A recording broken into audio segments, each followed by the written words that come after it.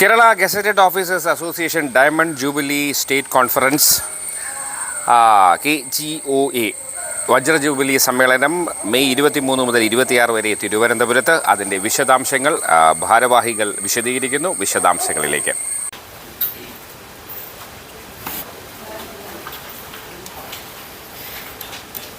ബഹുമാനപ്പെട്ട മാധ്യമ സുഹൃത്തുക്കളെ,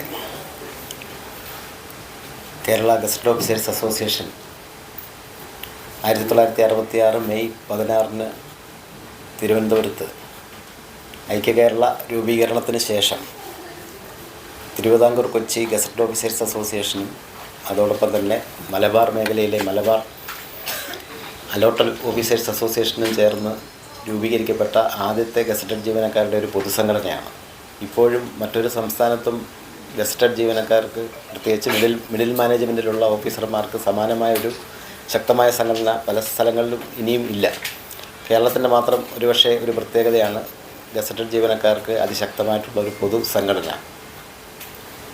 എഞ്ചിനീയർമാരും ഡോക്ടർമാരും എഞ്ചിനീയറിംഗ് കോളേജ് അധ്യാപകർ, മെഡിക്കൽ കോളേജ് അധ്യാപകർ, അങ്ങനെ അധ്യാപക മേഖലയിലുള്ളവർ, ഇങ്ങനെ വൈവിധ്യമാർന്ന അഡ്മിനിസ്ട്രേറ്റീവ് രംഗത്തടക്കമുള്ള ആളുകൾ, ഇങ്ങനെ വൈവിധ്യമാർന്ന ഒരു മെമ്പർഷിപ്പുള്ള ഒരു ശക്തമായൊരു സംഘടന എന്നൊരു രൂപം മറ്റൊരു സംസ്ഥാനത്തിനും അവകാശപ്പെടാൻ കഴിയില്ല. ഞങ്ങൾ ഇപ്പോൾ all India state government employees federation എന്ന് പറയുന്ന ദേശീയ സംഘടനയുടെ കൂടി ഭാഗമാണ്. ആ സംഘടന വേൾഡ് ഫെഡറേഷൻ ഓഫ് ട്രേഡ് യൂണിയൻ്റെ ഭാഗമായിട്ടുള്ള trade union international public sector and allied എന്ന് പറയുന്ന സർവ്വദേശീയ സംഘടനയുടെയും ഭാഗമാണ്. ഇത്തരത്തിൽ മിഡിൽ ലെവൽ മാനേജ്മെൻറ്റിലുള്ള ജീവനക്കാരെ സംഘടിപ്പിക്കുന്ന അഭിമാനകരമായ 60 വർഷത്തെ ചരിത്രമുള്ള ഒരു സംഘടനയാണ്. അതിൻ്റെ 60ാം വാർഷികം വജ്ര ജൂബിലി സമ്മേളനം തിരുവനന്തപുരത്ത് വെച്ച് നടക്കുകയാണ്. ഈ പത്രസമ്മേളനത്തിൽ പങ്കെടുക്കുന്ന സംഘടനയുടെ ജനറൽ സെക്രട്ടറി M. ഷാജഹാൻ. അദ്ദേഹം ലോക്കൽ ഫണ്ട് വകുപ്പിലെ ജോയിൻറ്റ് ഡയറക്ടറാണ്. ഞാൻ ഡോക്ടർ SR മോഹനേന്ദ്രൻ, സംസ്ഥാന പ്രസിഡൻ്റാണ്. സമേതി എന്ന് പറയുന്ന സ്റ്റേറ്റ് അഗ്രികൾച്ചർ എക്സ്റ്റൻഷൻ ട്രെയിനിങ് ഇൻസ്റ്റിറ്റ്യൂട്ടിലെ ഡെപ്യൂട്ടി ഡയറക്ടറാണ്. അനിമൽ ഹസ്ബൻഡറി ഡിപ്പാർട്ട്മെൻറ്റിൽ വർക്ക് ചെയ്യുന്നു. ഇത് സംസ്ഥാന secretary Jayan B. Vijayan, technical education ഡിപ്പാർട്ട്മെൻറ്റിൻ്റെ ഡയറക്ടറേറ്റിൽ അസിസ്റ്റൻറ്റ് ഡയറക്ടറാണ്. മീഡിയ കമ്മിറ്റിയുടെ കൺവീനർ ആണ് അനീസ. നഴ്സിംഗ് കൗൺസിലിൻ്റെ സ്റ്റേറ്റ് പ്രസിഡൻറ്റ് കൂടിയാണ്. ജോസഫൈൻ നമ്മുടെ സംസ്ഥാന വനിതാ കൺവീനറാണ്. പ്ലാനിംഗ് ബോർഡിലെ വികേന്ദ്രീകൃത ആസൂത്രണത്തിൻ്റെ ചീഫ് കൂടിയാണ്. സംസ്ഥാന secretary Sarathchandralal, deputy electrical ഇൻസ്പെക്ടറേറ്റിലെ deputy ഡയറക്ടറാണ്.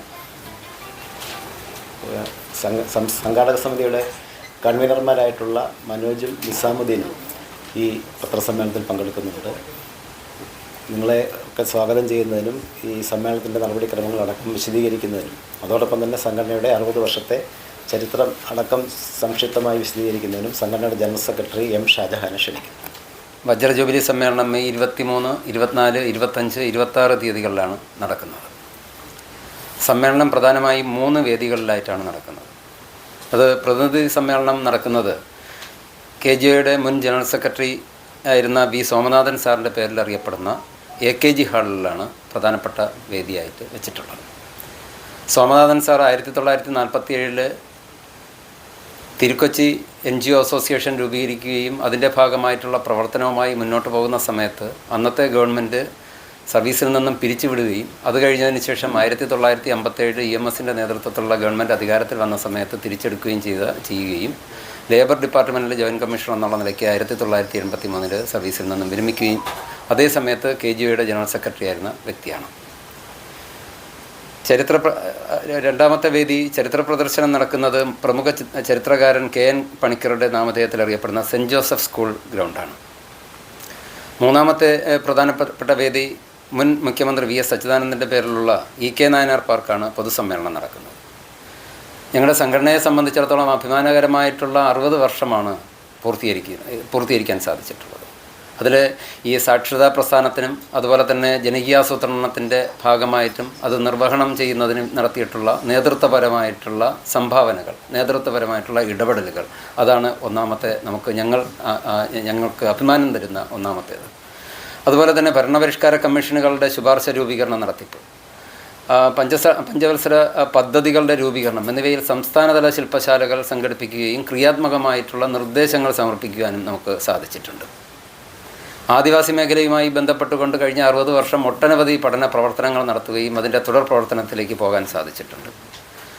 2008 തൊടുപുഴ സമ്മേളനത്തിൻ്റെ ഭാഗമായിട്ട് Adimali scheduled tribe empowerment programme എന്നുള്ള നിലയ്ക്ക് സ്റ്റെപ്പ് പദ്ധതി പ്രകാരം ഒരു പരിപാടി വയ്ക്കുകയും അതിൻ്റെ ഭാഗമായിട്ട് പാതി വഴിയിൽ പഠനം ഉപേക്ഷിക്കുന്ന കുട്ടികളെ അല്ലെങ്കിൽ റെഗുലറായി സ്കൂളിൽ വരാത്ത കുട്ടികളെ കണ്ടെത്തുകയും അങ്ങനെ ഒരു കണ്ടെത്തലിൻ്റെ ഭാഗമായിട്ട് 173 കുട്ടികളെ ഐഡൻറ്റിഫൈ ചെയ്യുകയും അതിൽ 71 കുട്ടികളെ തിരിച്ചു കൊണ്ടുവരികയും സ്കൂളിലേക്ക് കൊണ്ടുവരികയും അതിൽ 14 കുട്ടികൾ അത് ബിരുദ തലത്തിലേക്ക് പോവുകയും വിവിധ ശ്രേണിയിലേക്ക് മാറുകയും ചെയ്തത് ഞങ്ങളുടെ പഠന പ്രവർത്തനത്തിൻ്റെ ഭാഗമായിട്ടുള്ള ഒരു ഇമ്പാക്റ്റായി ഞങ്ങൾ കാണുന്നു.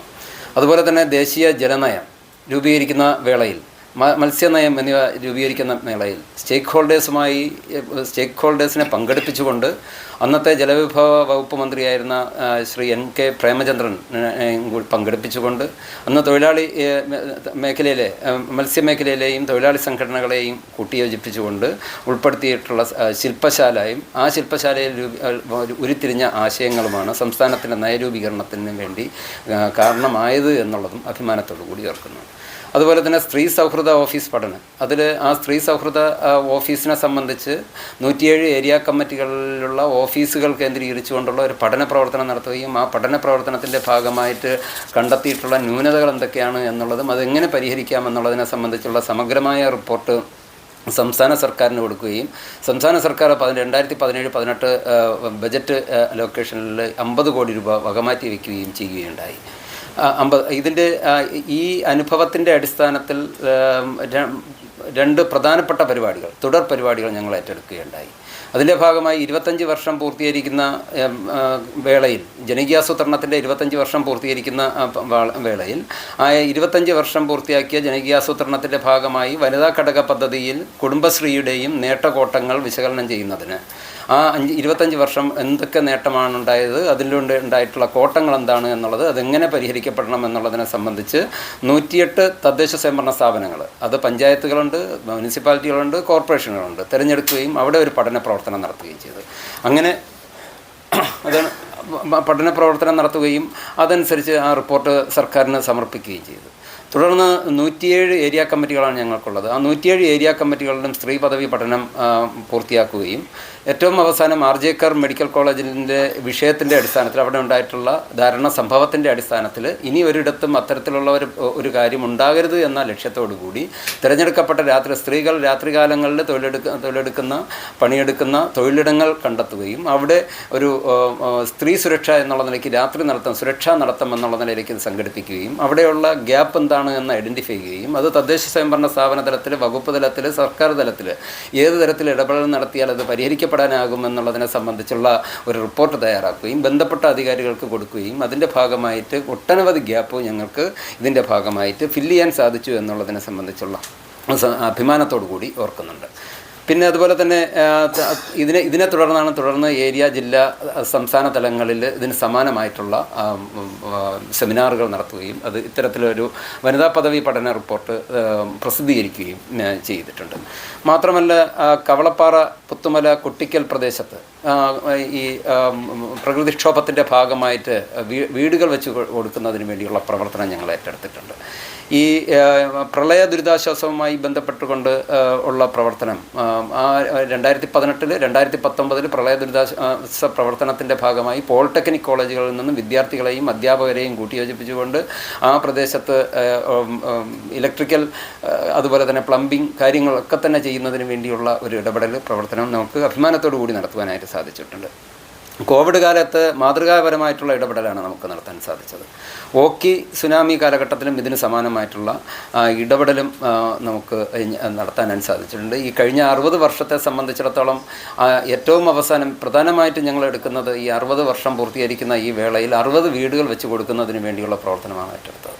അതിൻ്റെ ഏറ്റവും അവസാനം തിരുവനന്തപുരം ജില്ലയിൽ 5 വീടുകൾ കഴിഞ്ഞ 2 മാസത്തിനിടയിൽ തന്നെ 5 വീടുകൾ പൂർത്തീകരിച്ചുകൊണ്ട് 60 വീടുകൾ എന്നുള്ള നിലയിലേക്ക് വീടുകൾ കൈമാറിക്കൊണ്ടാണ് ഈ സമ്മേളനത്തിലേക്ക് ഞങ്ങളിപ്പോൾ പോകുന്നത്.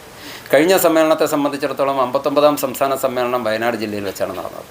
അന്ന് മുഖ്യമന്ത്രി ആവശ്യപ്പെട്ടതനുസരിച്ച് 5 ദിവസത്തെ സാലറി എന്നുള്ള നിലയിലേക്ക് വന്നപ്പോൾ ഞങ്ങളുടെ തിരഞ്ഞെടുക്കപ്പെട്ടിട്ടുള്ള മുഴുവൻ ആൾക്കാരും അതിൻ്റെ ഭാഗമായിട്ട് മാറുകയും മെമ്പർഷിപ്പിലുള്ള ആൾക്കാർ അതിൻ്റെ ഭാഗമായിട്ട് മാറുകയും അതിലുപരിയായി 80 ലക്ഷം രൂപ മുഖ്യമന്ത്രിയുടെ ദുരിതാശ്വാസ നിധിയിലേക്ക് സംഭാവന ചെയ്തുകൊണ്ടാണ് 59ാം സംസ്ഥാന സമ്മേളനത്തിലേക്ക് ഞങ്ങൾക്ക് പോകാനായി സാധിച്ചത്.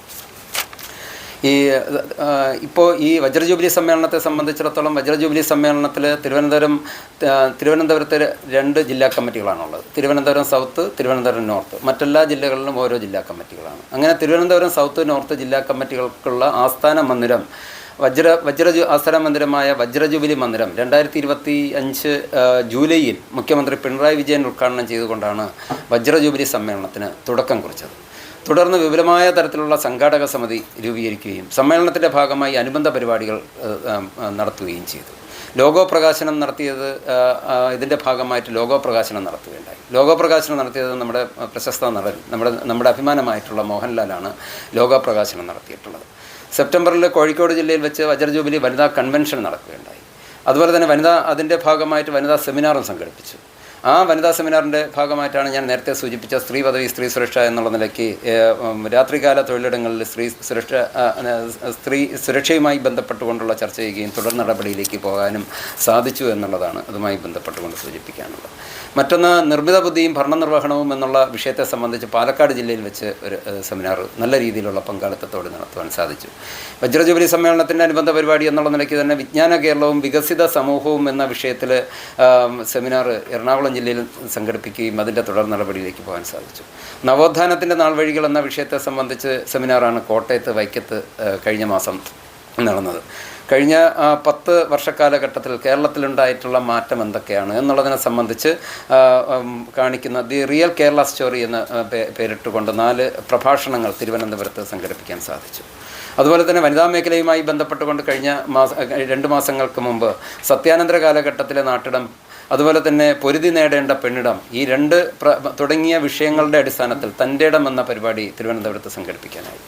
അയ്യങ്കാളി ദിനത്തിൻ്റെ ഭാഗമായി നവോത്ഥാന സദസ്സ് വെങ്ങാനൂരിൽ സംഘടിപ്പിക്കുന്നതിന് കഴിഞ്ഞ 2025 ഓഗസ്റ്റ് മാസം നവോത്ഥാന സദസ്സ് സംഘടിപ്പിക്കുവാനായിട്ട് സാധിച്ചു. വജ്രജൂബിലി സമ്മേളനത്തിൻ്റെ പ്രചരണം എന്നുള്ള നിലയിലേക്ക് പതാക ദിനം ആചരിക്കുന്നതിന് വേണ്ടിയും 900 കേന്ദ്രങ്ങളിൽ പതാക ദിനം ആചരിക്കുകയും ചെയ്തു. മാത്രമല്ല 1966 നേരത്തെ സൂചിപ്പിക്കുകയുണ്ടായി. 1966 മെയ് 16 സംഘടന രൂപീകരിച്ചത്. അപ്പോൾ വജ്രജൂബിലി സമ്മേളനത്തിൻ്റെ ഭാഗമായി രൂപീകരണ ദിനം എല്ലാ ജില്ലകളിലും സംഘടിപ്പിക്കാനായി സാധിച്ചു.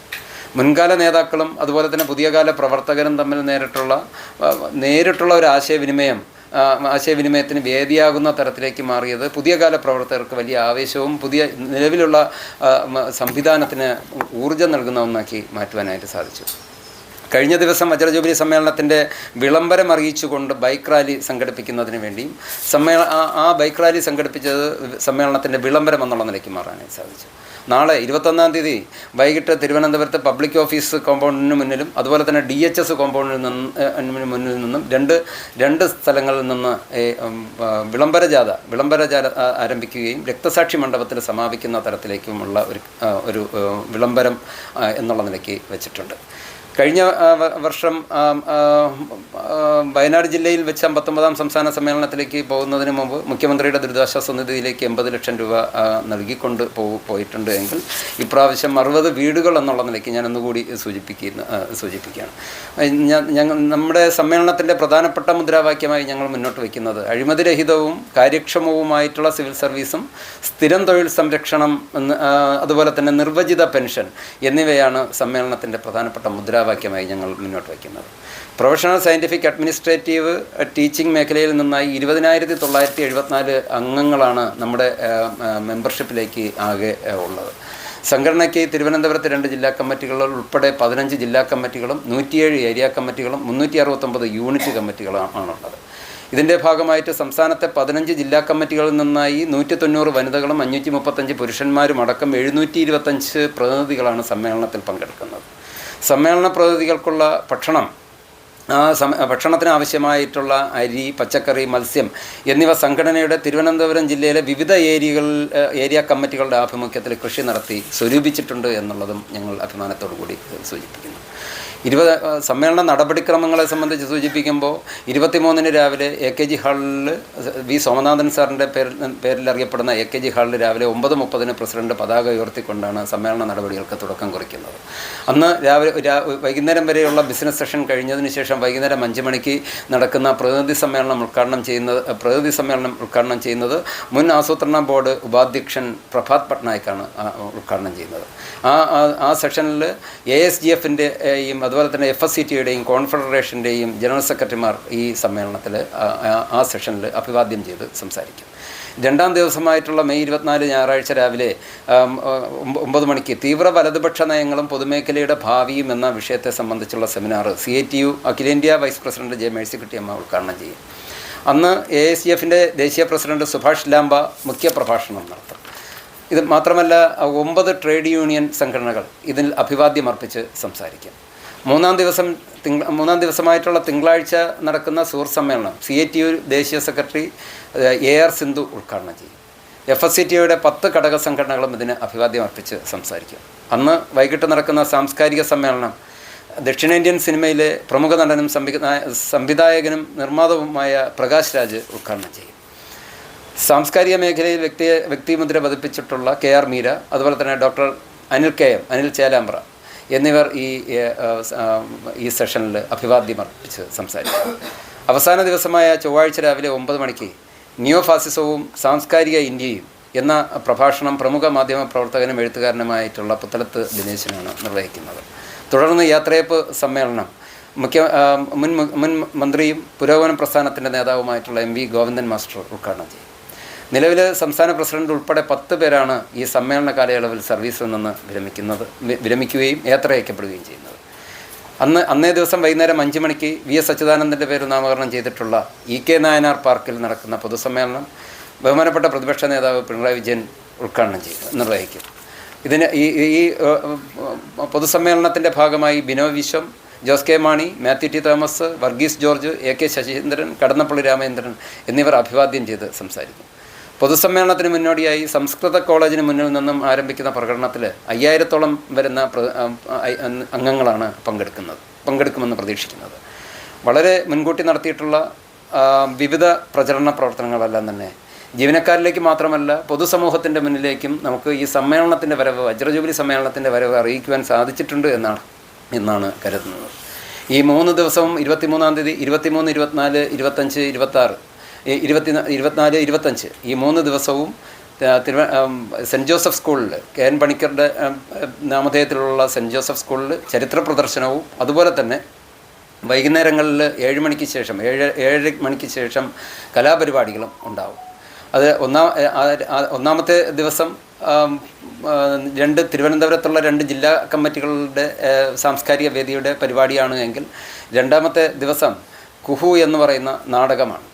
മറവിക്കെതിരെ ഓർമ്മകളുടെ പോരാട്ടമാണ് കുഹു നാടകം. അപ്പോൾ അത് അരുൺലാൽ എഴുതി സംവിധാനം നിർവഹിച്ച് പ്രകാശ് രാജ് ഫൗണ്ടേഷൻ നിർമ്മാണം നടത്തിയിട്ടുള്ള കുഹു എന്ന് പറയുന്ന നാടകം രണ്ടാമത്തെ ദിവസം അവതരിപ്പിക്കപ്പെടും. മൂന്നാമത്തെ ദിവസം നാടൻ പാട്ട് എന്നുള്ള നിലയ്ക്കുമാണ് ക്രമീകരിച്ചിട്ടുള്ളത്.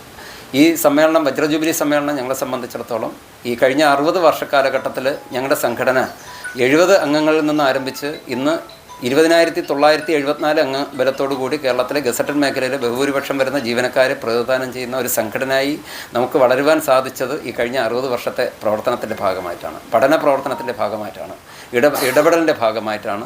അതുകൊണ്ട് തന്നെ ഈ സമ്മേളനം വളരെ ഗംഭീരമായി വിജയിക്കുമെന്ന പ്രതീക്ഷയാണ് ഞങ്ങൾക്കുള്ളത്.